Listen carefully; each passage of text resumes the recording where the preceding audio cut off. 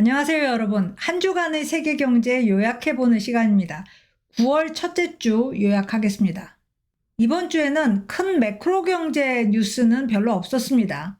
그런 가운데서 이런저런 뉴스는 많았죠. 그런 뉴스들과 함께 움직인 시장의 불안과 걱정이 한 주를 지배했다. 그날 뉴스에 따라서 증시가 움직였고 주간으로는 3대 지수가 모두 하락했습니다. 미국 증시 월요일에는 레이버데이라서 휴장이었고요. 화요일부터 보면 사우디아라비아와 러시아가 원유 감산을 그대로 유지하겠다는 결정을 했습니다. 그러면서 유가가 $90 돌파했죠. 다음 날인 수요일에는 미국 경제의 활력을 보여주는 지표들이 발표됐는데요. 이 지표들 보고 시장은 이러다가 연준이 올해 내로 금리 인상 한 번 더 하는 거 아니야? 이런 걱정에 휩싸이면서 주가가 또 하락했습니다. 목요일에는 트럼프 전 대통령에게 치명타를 맞은 화웨이가 부활의 신호탄을 쏘았죠. 5G 스마트폰을 내놨는데 그러면서 애플 주가가 하락했고요. 또 중국이 공무원은 직장에 아이폰을 못 갖고 들어오게 하면서 중국의 복수가 애플한테 맞춰졌다. 이런 얘기 나왔고요. 그러면서 증시가 전반적으로 하락했습니다. 이번 주와는 달리 다음 주에는 큰 매크로 경제 뉴스들이 있습니다. 미국 8월 CPI 나올 거고요. 소매 판매 지표도 나올 겁니다. 또 거기다가 UAW 자동차 노조가 다음 주에 파업을 감행할 가능성도 있습니다. 제 생각에는 파업까지 안 갈 것 같은데 파업을 해도 충격이지만 안 하고 합의를 한다는 것도 임금 대폭 인상을 의미하기 때문에 요즘 상황에서는 그렇게 좋은 뉴스가 아니겠죠. 그런데 이번 주에 계속 나온 뉴스들이 만약에 눈덩이 효과를 만들어낸다면 어떻게 될까? 충분히 그럴 가능성이 있어요. 그래서 이번 주 뉴스들을 몇 개 좀 더 자세히 짚어보도록 하겠습니다. 그런데 먼저 저변에 깔린 불안부터 볼게요. 강달러입니다.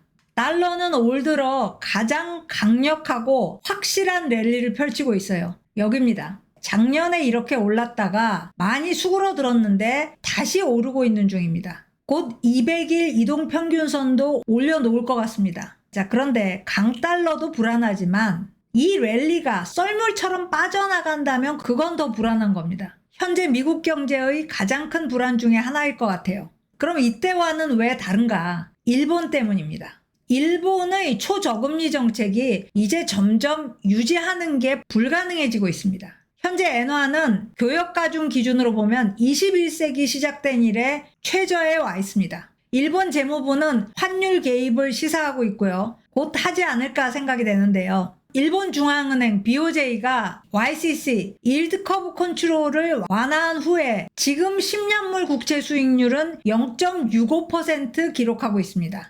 완화하기 전에는 0.5%가 상한선이었죠. 그런데 1%까지는 개입 안 하겠다. 10년물 국채를 사들이지 않겠다라고 하면서 수익률이 좀 올랐습니다. 그런데 일본의 근원 CPI는 아주 많이 올랐어요. 4%를 상회합니다. 여기에요. 파란색이 근원 CPI고 검정색 그래프가 10년물 국채 수익률입니다. 그런데 일본 버블이 꺼지기 전에는 어땠냐? 이랬습니다. 국채 수익률은 6%에서 9% 왔다 갔다 했고요. 일본 인플레야 항상 낮은 수준이었죠. 이때도 2% 이하였습니다.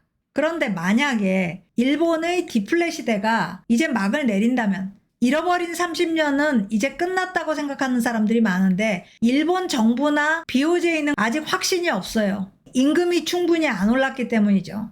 디플레 시대가 정말 끝났다고 한다면 이런 국채 수익률은 턱없이 낮은 수준이라는 겁니다. 올라가야 되는 거죠. 여기에다가 강달러가 현재 일본 금리에 대한 상승 압력을 가중시키고 있습니다. 언제 올라도 올라야 되는, 이제는 오를 수밖에 없는 상황에 왔다는 거죠. 자, 일본이 엔화 가치를 높이려고 하면 이는 반드시 미국 국채 수익률을 자극하게 됩니다. 일본뿐만 아니에요. 어느 나라든지 지금 이 상황에서 자국 통화 가치를 높이려고 하면 미국 국채 수익률이 들썩거립니다. 그런데 이미 미국 국채 수익률은 수십 년 내에 최고치에 도달해 있어요. 여기서 더 올라간다는 말인가? 어디까지 올라갈 건가? 시장이 불안해하지 않을 수가 없습니다. 자, 이번 주에 발표된 공급협회의 구매관리자 지표는 서비스 물가와 고용이 모두 상승했습니다. 이게 무슨 말인가? 경기 과열이 계속된다는 말인가? 이런 질문을 하게 되겠죠. 그리고 이 질문은 당연히 금리가 혹시 추가로 인상될까? 이런 우려를 낳게 합니다. 하지만 ISM 지표 수준은 여전히 코로나 이전보다 낮은 편이에요. 여기서 반등했지만 코로나 이전에 비해서는 낮습니다. 그런데도 시장이 기본적으로 불안해하고 있기 때문에 이 낮은 범위 안에서의 반등에도 반응한 겁니다.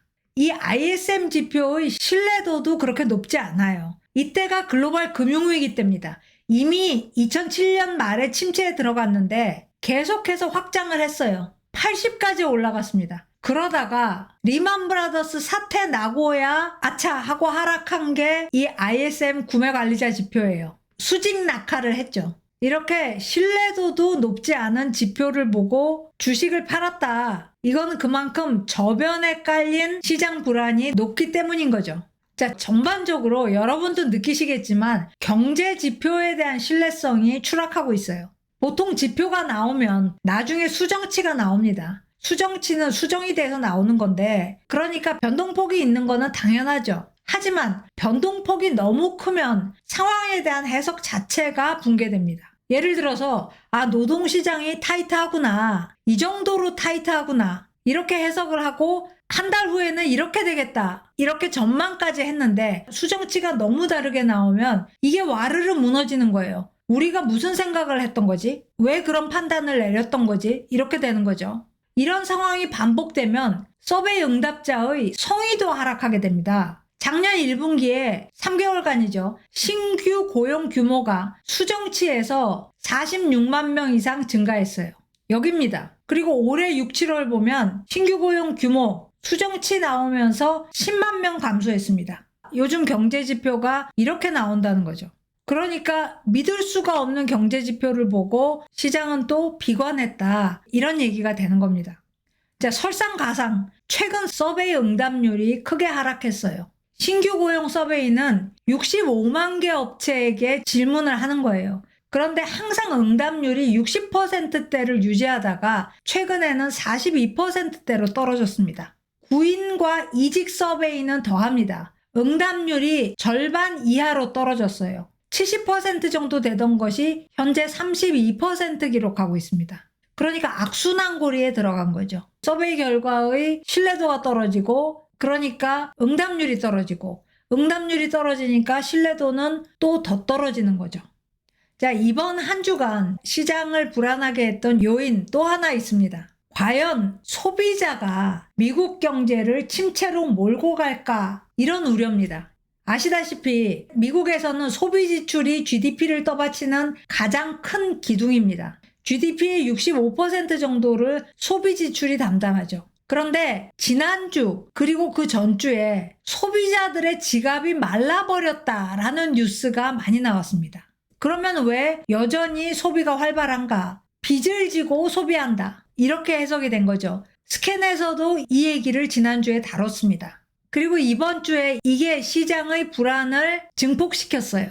자, 상무부에서 이번 주에 나온 보고서입니다. 코로나로 초과저축이 이만큼 늘었어요.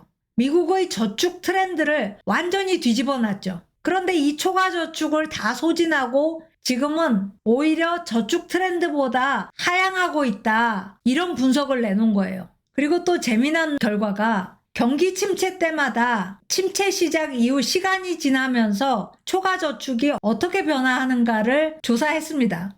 그런데 여기 굉장히 이상한 그래프가 있죠. 코로나 위기 시작되고 나서의 초과저축 변동 그래프입니다. 초기에는 지원금 받고 또 소비도 위축됐겠죠. 그러면서 초과저축 급등했습니다. 그런데 급등한 만큼 빠르게 줄어들어요. 그래서 지금은 남은 게 별로 없다, 이게 결론입니다.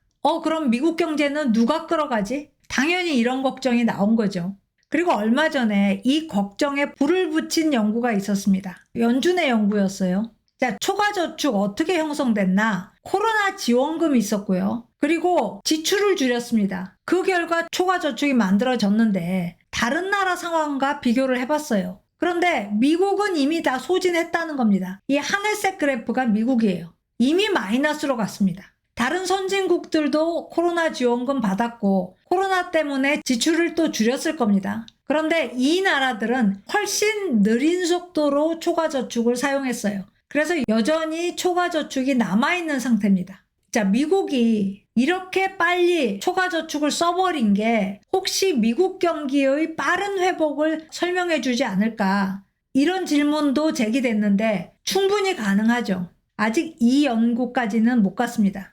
자, 그렇다면 미국 국민들은 이제 카드 빚을 지고 소비를 한다. 지난번에 이 내용을 말씀드렸는데 도대체 얼마나 심각한 문제인가? 이번 주에 여기에 대한 연구 결과가 좀 더 나왔습니다. 결론적으로 최근 신용카드 연체율이 올라가고는 있지만 과거에 비해서 특별히 높은 수준은 아니라는 건데요. 이 차트를 보면 여러 그래프 중에 맨 위에 있는 게 18세부터 29세 연령대의 신용카드 연체율입니다. 3개월 이상 연체만 포함시켰어요. 최근에 많이 올라갔지만 연체율 자체는 과거에 훨씬 높았던 적이 있다. 특히 다른 연령대의 연체율은 그렇게 높지 않다라는 것을 볼 수 있고요. 그리고 미국 가구의 46%가 후불 결제 서비스를 사용하고 있습니다. 이 46%라는 게 굉장히 큰 문제인가? 작년이나 재작년과 비교해봐도 그렇게 심각한 문제 같지는 않죠.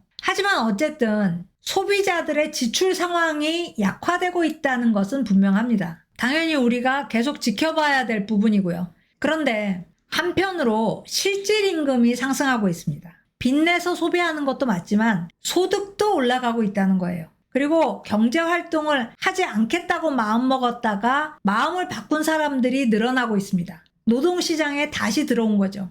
자, 실질임금 상승은 여기서 볼 수 있습니다. 파란색 그래프는 임금 상승률에서 전체 CPI를 뺀 거고요. 실질임금 상승률이죠. 그리고 검은색 그래프는 역시 전체 임금 상승에서 이번에는 근원 CPI를 뺀 겁니다. 양쪽 모두 플러스예요. 그러니까 실질임금이 상승하고 있다. 빚지고 소비하는 측면도 있지만 소득이 올라가서 그 소득으로 여전히 소비를 계속한다. 이런 얘기가 되겠죠. 그래서 소비자들의 소비 여건이 약화되고 있다는 것은 분명히 나타나지만 이 때문에 침체로 갈 거다? 이렇게 보기는 어렵다는 거죠. 오히려 연착륙할 가능성이 높다라는 것을 보여주는 거 아닌가? 이런 해석을 할 수 있는 거죠. 자, 지금의 경기가 계속될 거라고 보는 사람도 있어요. 이른바 노랜딩 시나리오죠. 그런데 그것은 좀 불가능해 보입니다. 하지만 연착륙은 충분히 가능할 것 같아요. 소비자의 대차 대조표를 보면, 잔고를 보면 대단히 건강해 보입니다. 소비자들의 저축은 4천억 달러에서 1조 달러 정도 되는 것 같고요. 이것은 샌프란시스코 연은의 1,000억 달러 추산보다 훨씬 많습니다. 민간 기관들은 이렇게 추산하고 있습니다. 가처분 소득 대비 순자산은 860%. 엄청나죠? 그 중에 주식과 부동산 400% 정도 있고 현금이 90% 정도 있습니다. 연금 같은 거는 여기서 빠지는 거죠. 가처분 소득 대비 부채는 얼마냐? 100%입니다. 역사상 가장 낮은 수준입니다. 신용카드 잔고도 가처분 소득 대비 5에서 6% 정도밖에 안 됩니다. 자, 모기지 이자 비용. 소득의 2.7%입니다. 모기지가 고정금리라서 많이 앉는 데다가 소득이 최근에 많이 늘었기 때문에 이 2.7%가 역시 역사상 가장 낮은 수준입니다.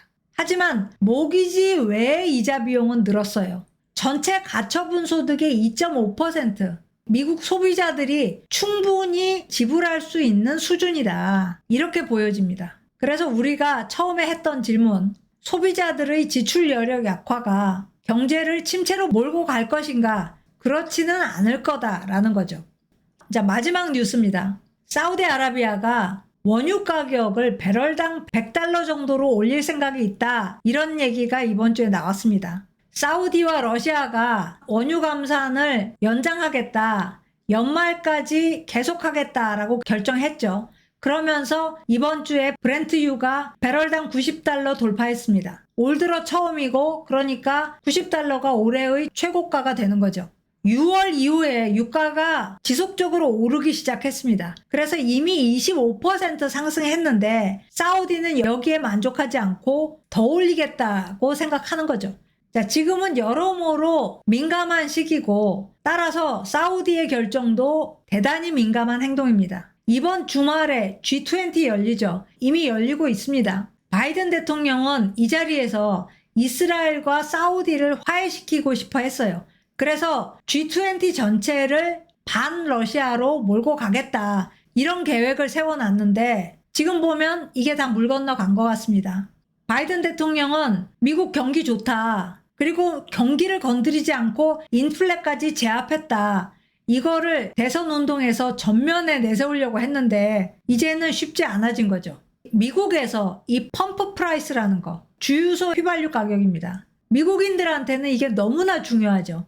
투표권자들의 인식에 어마어마한 영향을 미칩니다. 휘발유 값 상승, 이거 하나가 물가가 전반적으로 잡히고 있다는 인식 자체를 바꿔놓을 가능성이 있어요. 자동차로 장거리 출퇴근을 하고 그만큼 휘발유를 많이 쓰는 나라가 미국이니까 휘발유 가격에 너무나 민감한 거죠. 거기에다가 휘발유 가격 상승 하나가 실제로 9월 인플레를 4% 또는 그 이상으로 가속화시킬 수도 있습니다. 현재는 3.2%예요.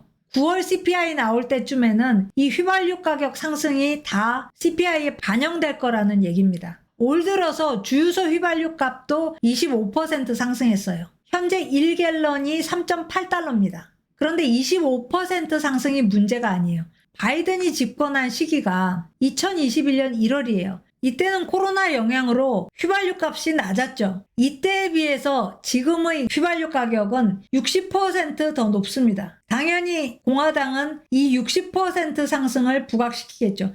자, 바이든의 대안이 없는 건 아니에요. 셰일 석유 증산, 그리고 전략 비축유 방출 이런 게 있습니다. 그런데 둘 다 현재 실행하기에는 무리가 따릅니다. 셰일 석유 증산 속도가 둔화됐어요. 이제는 업자들이 증산하고 싶어도 그렇게 빨리빨리 증산이 안 됩니다. 그리고 전략 비축유는 1983년 이래 최저치에 와 있는 상태예요. 여기서 더 방출한다? 무리수죠.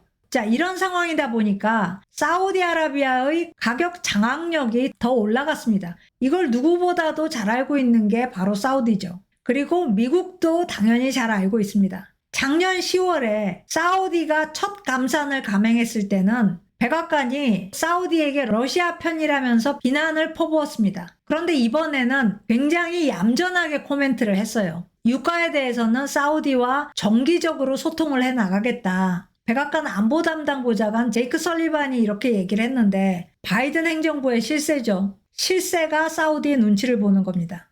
사우디아라비아는 배럴당 100달러를 암묵적 목표로 삼고 있는 것 같습니다. 자, 6월 전의 배럴당 70달러는 사우디에게는 너무 낮은 가격이었어요. 비전 2030, 홍해에 네옴시티를 건설한다. 이거를 달성하기에는 태부적인 가격이었던 거죠. 그런데 배럴당 85달러 정도면 가능하다는 계산이 나온다고 합니다. 그런데 이걸 거부한 거죠. 왜냐하면 100달러가 사우디아라비아와 모하메드 빈 살만의 협상력, 위상을 높이는데 유리하기 때문입니다. 120달러가 되면 더 유리해져요. 완전히 갑의 위치가 되는 겁니다. 이번 주 발표에 어떤 내용이 또 포함되어 있었느냐? 유가가 과도하게 오르면 우리가 개입하겠다라는 약속이 들어 있었습니다. 개입을 하면서 어떤 요구를 할지 생각하기도 싫을 지경입니다. 미국이 선거의 계절로 들어가면서 사우디가 움직일 수 있는 카드는 더 늘어납니다. 미국은 골치 아프겠지만